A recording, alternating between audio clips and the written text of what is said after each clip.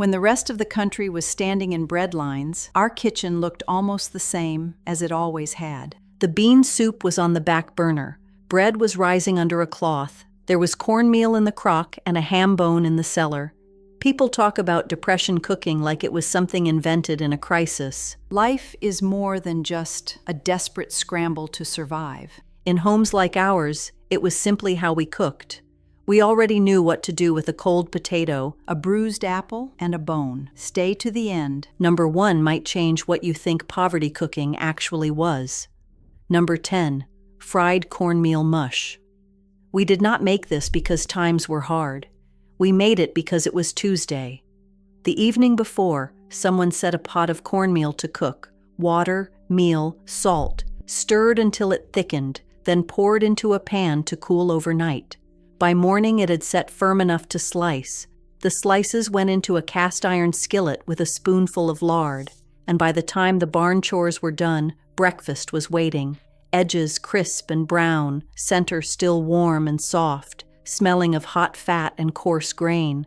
You poured molasses over the top and the sweetness soaked straight in.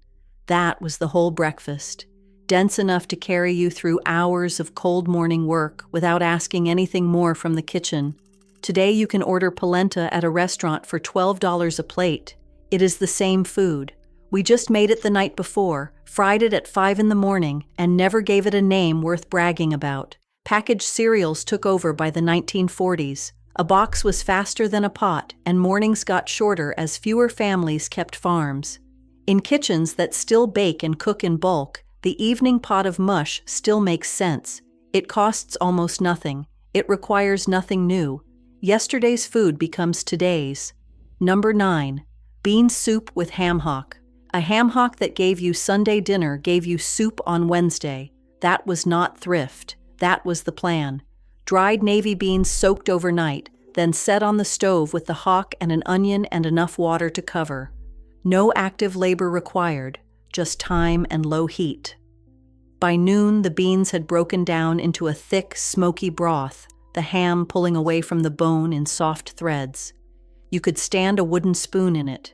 You ate it with bread and did not think about it much because it was simply what Wednesday smelled like. The Depression did not create this soup. German-American and Pennsylvania Dutch households had been cooking this way since long before 1929. Dried beans kept through winter.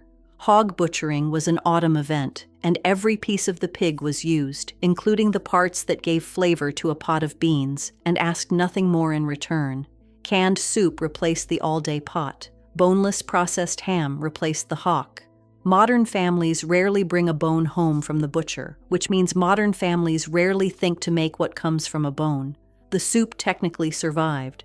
The version that made it did not. Depression cooking is taught now as a response to emergency. In many kitchens I knew, it was simply how food was cooked. The emergency was somewhere else. Number 8, plain potato soup. My mother made this when there was almost nothing. It never tasted like almost nothing. Potatoes from the cellar, 1 onion, water or milk, a little butter or lard, salt. That was the whole list. The potatoes went in cubed, the onions softened until faintly sweet, the broth turned cloudy and silky from the starch releasing. You scooped it up with bread and it warmed you from your chest outward on a gray January afternoon. The modern version arrives loaded with cheddar and bacon and sour cream and comes in a bread bowl at a chain restaurant. It tastes like several things at once and fills you differently. The old version tasted like one thing very precisely, a cold day handled correctly. Families with potato cellars always had potatoes through winter. Families with a cow or a neighbor who kept one had milk. This soup required nothing from a store and almost no time. It did exactly what it was asked to do. People stopped making it because it seemed too plain to serve. Then they started buying soup that cost more and tasted of less.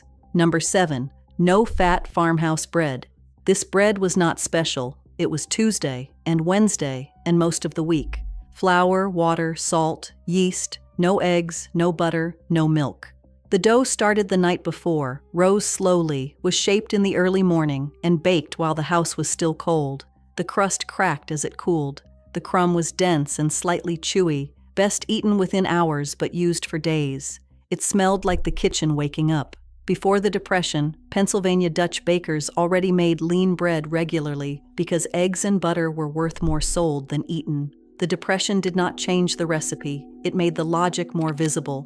Artisan bakeries now sell this bread as a peasant loaf for $8 or $9. It is the same bread a farm woman baked before sunrise for a family of 10 because flour and water were what the pantry held. The knowledge required, the feel of the dough, the right amount of rise, the timing by touch and smell rather than a timer, that is what disappeared. The bread became a weekend hobby. The daily skill became something people watched on a screen. Number 6. Apple butter. The apples that fell before they were ready went into the kettle. Nothing hit the ground and stayed there. Apple butter was not a luxury. It was October becoming February. You cooked the apples, bruised ones, fallen ones, imperfect ones, for 8 hours or more over an outdoor kettle, stirring with a long paddle, adding sugar and cinnamon and sometimes cloves until the mass turned dark reddish brown and thick enough to spread like paste. The jars sealed on a table in the yard. Then you carried them inside, and they fed the family through winter on bread alone when there was little else to put on it. In many Amish communities, apple butter making was a community event. Women and children gathered in autumn to stir and talk and fill jars together. The work itself was the occasion. Today, you can buy apple butter in a tourist shop in a decorative jar at a premium price. That version is sweeter and smoother and intended for a gift basket. The Depression version was slightly tangy, very thick, and intended for bread that needed something on it badly. You can still buy the jar. What you cannot buy is the October afternoon around the kettle, the smell of smoke and cinnamon in the air, or the understanding that a bruised apple still has a winter's worth of sweetness inside it. Depression cooking did not fail because times got better. It failed because people forgot that a bruised apple still makes apple butter. The apple did not change. The patience did. Number 5. Egg and potato hash. Leftover potatoes from Monday's dinner became Wednesday's best meal. You did not throw away a cold potato. You planned for it. Cold boiled potatoes diced and laid into a skillet that already held bacon grease. They hissed when they hit the heat, edges crisping brown while the centers stayed soft. An onion if there was one. Eggs cracked over the top and left just long enough for the white to set and the yolk to stay soft. You ate it at supper when the main meal was used up, or at breakfast when the morning was too cold and long for something small. Brunch restaurants now serve hash with fresh herbs and finishing salt and a price tag. The original was a last resort supper for a family that had learned cold potatoes were not leftovers.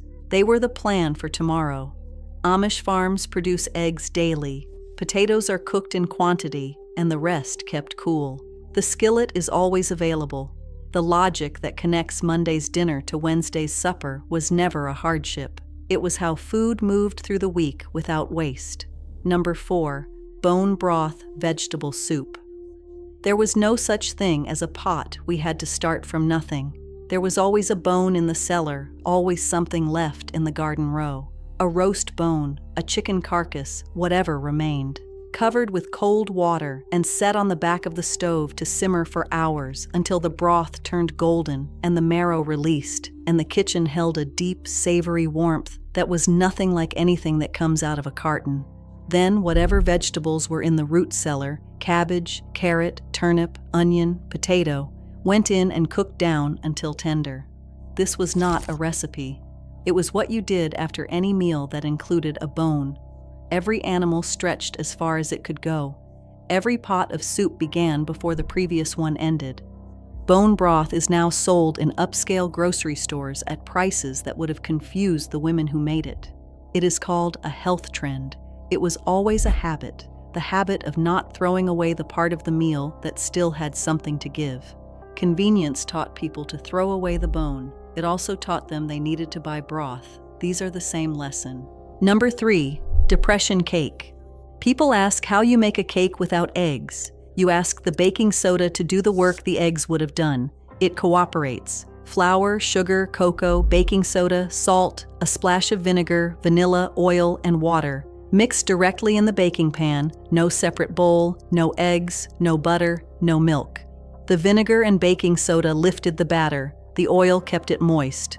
What came out of the oven was a genuine chocolate cake, slightly denser than a butter cake, dark and not overly sweet, and it kept well.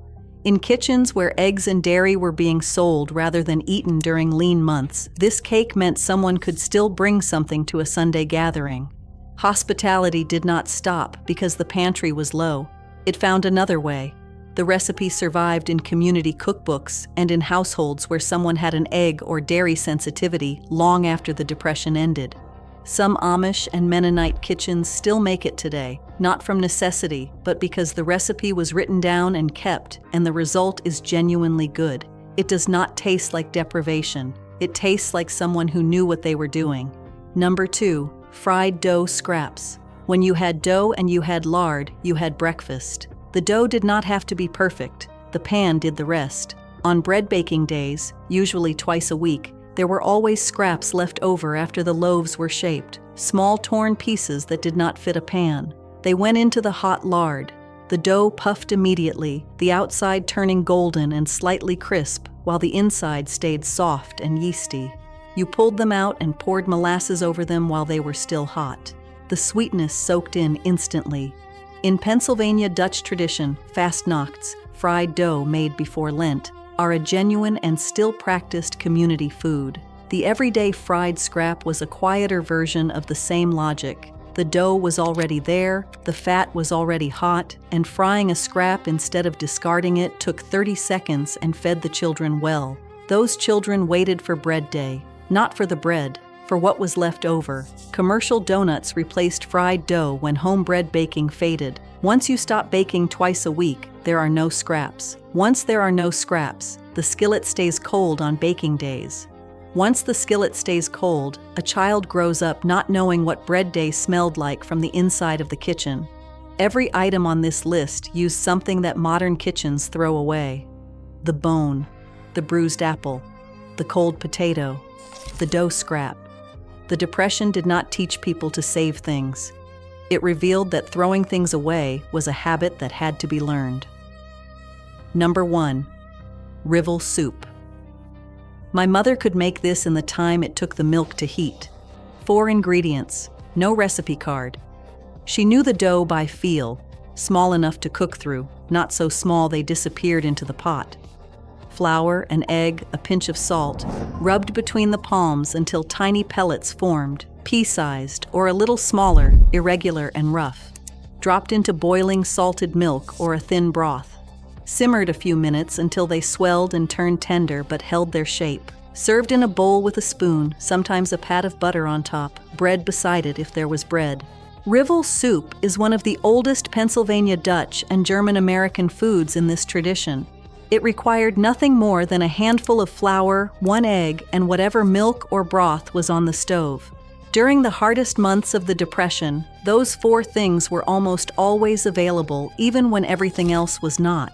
It cooked in under 15 minutes and filled a table of people at almost no cost. It was sick day food, cold day food, not enough else food. The food a mother made when a child came in from the cold and the pantry was close to empty and something warm was needed quickly. The food that appeared without announcement and tasted somehow like enough. There is no commercial version of Rivel soup. No company packaged it. No restaurant chain serves it. It survived only where someone's hands still remembered how to make it, rubbing the dough into small pieces over a hot pot, adjusting the size by feel, knowing when they were right without measuring. That knowledge does not pass through a recipe card. It passes through watching, through doing, through someone standing beside you at the stove, showing you what the dough should look like between your palms. This soup did not survive because it was celebrated. It survived because every time a child was cold or sick, or the pantry was nearly empty, someone's hands already knew what to do. These 10 dishes were not saved because anyone decided to preserve them. They were saved because the kitchens that kept making them never fully accepted the idea that yesterday's food had nothing left to give. The bone still had broth in it. The fallen apple still had sweetness. The cold potato still had a meal waiting. The dough scrap still had breakfast in it. We did not cook like this because we were Amish. We cooked like this because food cost something, and wasting it cost something more. If your mother or grandmother made any of these, the pot of bean soup that ran all day, the fried mush before chores, the bread she started the night before, tell us in the comments. Which one did your family eat but never give a name? Which one did you forget until just now? A wooden spoon rests across the pot. The stove is still warm.